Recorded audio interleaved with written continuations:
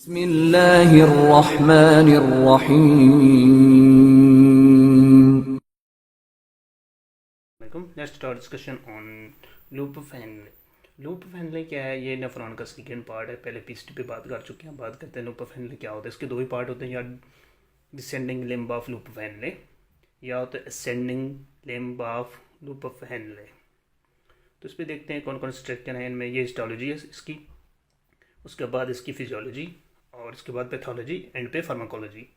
तो पहले देखें हिस्टोलॉजी में क्या क्या स्ट्रक्चर आएंगी। पहले अगर बात करें descending limb of loop of Henle की, तो उसमें सबसे पहले देखेंगे ये जो सिगमेंट है यहाँ पे, ये है थिन सिगमेंट। ये स्ट्रक्चर क्या है? थिन सिगमेंट नज़र आ रही है, थिन है। और यहाँ पे जो एपिथेलियम है वो है सिंपल स्क्वेमस एपिथेलियम। एग्जाम में कभी कभार क्वेश्चन आ जाता है इस पर, simple squamous epithelium. Descending limb of loop of Henle में कौन सी एपिथेलियम है? Simple squamous epithelium. ओके। और इसके बाद टाइट सेल जंक्शन है यहाँ पे टाइट सेल जंक्शन है, नॉट रियली टाइट। टाइट तो है बट नॉट रियली टाइट है। ओके।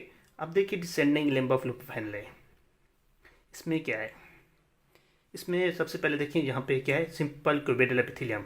ये इसकी एपिथेलियम है, सिंपल क्यूबेडल एपिथेलियम। ये इसकी सिंपल क्यूबेडल एपिथेलियम है। और देखिए यहाँ पे दो ही हैं, या तो ल्यूमिनल मेम्ब्रेन है या बेज़ोलैटरल फोल्डिंग है। ये बेज़ोलैटरल फोल्डिंग है और ये ल्यूमिनल मेम्ब्रेन है। ल्यूमिनल मेम्ब्रेन के अंदर क्या क्या स्ट्रक्चर है? सोडियम है, पोटाशियम है, क्लोरीन को ट्रांसपोर्टर है। ये तीनों ट्रांसपोर्टर, सोडियम पोटाशियम क्लोरीन का को ट्रांसपोर्टर है। और बेज़ोलैटरल फोल्डिंग है। ये बेज़ोलैटरल फोल्डिंग में क्या क्या स्ट्रक्चर आती हैं? एक तो उसमें माइटोकॉन्ड्रिया आता है। ये स्ट्रक्चर, ये ब्लू नज़र आ रही है, ये क्या है अंदर?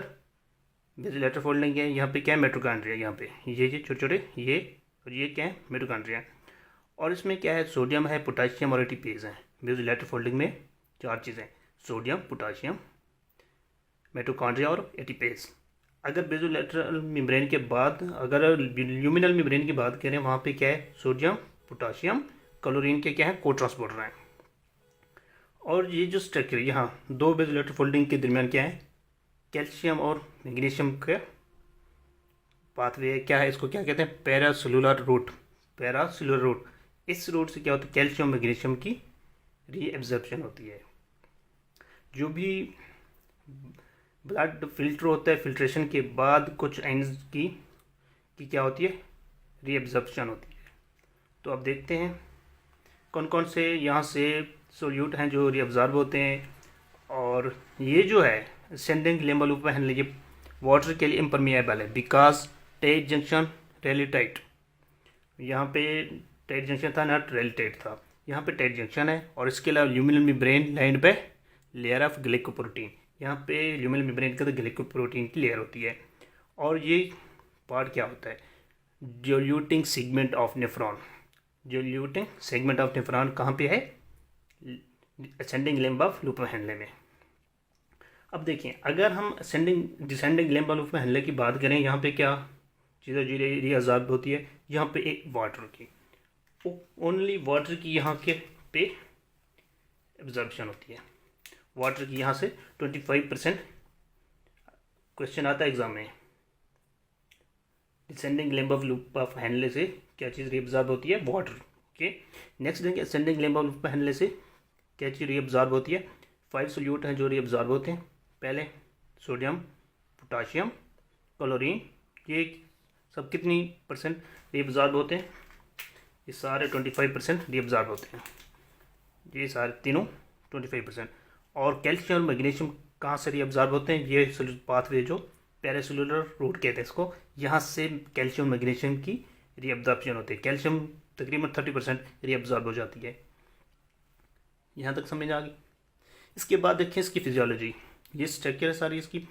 इसके बाद इसकी फिजियोलॉजी पे अगर बात करें, कुछ पॉइंट ऐसे हैं जो एग्जाम के लिए बहुत ही अहम MCQs बनते हैं, ये कभी मिस नहीं हो। डिल्यूटिंग सेगमेंट ऑफ नेफ्रॉन, अगर एग्जाम में क्वेश्चन है, जो डिल्यूटिंग सेगमेंट ऑफ नेफ्रॉन कौन सा पार्ट है? Ascending limb of loop of Henley है। इसके बाद दो जगहों पे डिल्यूटिंग सेगमेंट ऑफ नेफ्रॉन है, एक तो ascending limb of loop of Henley है, इसके अलावा मैक्यूलर डेंस सेल्स हैं। कहाँ पे, लेट पार्ट ऑफ DCT पे, लेटर पार्ट ऑफ DCT पे मैक्यूलर डेंसर सेल्स है, वहाँ पे भी क्या होती है, डायलेटिक सेगमेंट ऑफ नेफ्रॉन हैं। और इसके अलावा descending limb of loop handle में क्या होता है, 25% वाटर की रीअब्जॉर्प्शन होती है। मैंने पहले बताया है descending limb of loop handle only water की रीअब्जॉर्प्शन होती है। Ascending limb of loop handle में क्या चीज़ की रीअब्जॉर्प्शन होती है, 5 चीज़ों की होती है। कौन सी 5 चीज़ें ऐसी हैं जहाँ से ये रीअब्जॉर्प्शन होती है? अगर उनकी बात करें, उनमें 5 सोल्यूट हैं जिनकी रीअब्जॉर्प्शन होती है। 5 सोल्यूट्स रीअब्जॉर्ब होते हैं यहाँ से। कौन से होते हैं? यही है, सोडियम है, पोटाशियम है, क्लोरीन है, 25% रीअब्जॉर्ब हो जाते हैं। ये कितना? 25% रीअब्जॉर्ब हो जाता है। इसके अलावा कैल्शियम मैग्नीशियम कहाँ से रीअब्जॉर्ब होते हैं? पैरासेल्युलर पाथवे से, पैरासेल्युलर पाथवे से। ये जो लूप ऑफ हैंडल है, ये इसको कहते हैं काउंटर करंट मल्टीप्लायर। क्यों कहते हैं?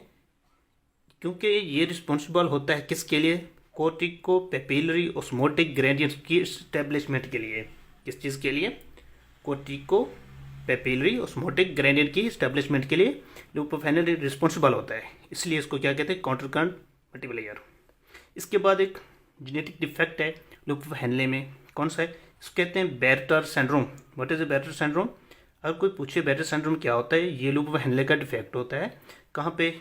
ये जेनेटिक डिफेक्ट है जो लूप ऑफ हैंडल के अंदर ल्यूमिनल मेम्ब्रेन में क्या है, को ट्रांसपोर्टर है, उनका डिफेक्ट है।